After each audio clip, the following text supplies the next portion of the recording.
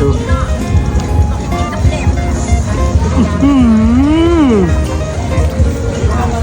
หมากมะยงชิดนี่น้ำปลาหวานคุ้นๆเหนียวๆมีตะกุ้งของน้ำป่าเลย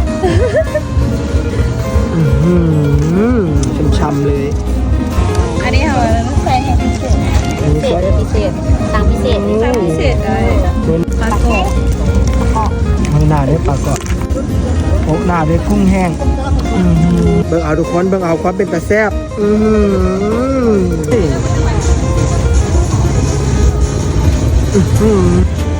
มาดู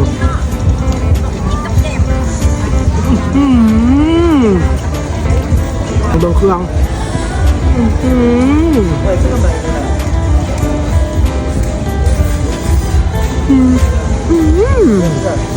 ป่า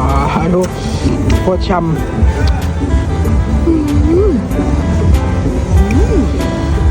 แซ่บเจใหญ่แซ่บแฮมบุญยอมบางเลยทำติดตุ้ยเบิ่งเครื่องทั้งกุ้งแห้งทั้งปลากรอบทั้งเม็ดถั่วดิบ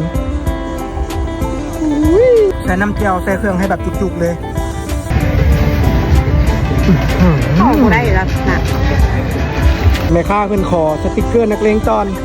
เอาไว้เฮ็ดกระดานติดใส่เบาะร้านเพิ่นที่อยู่บริเวณทางด้านหน้า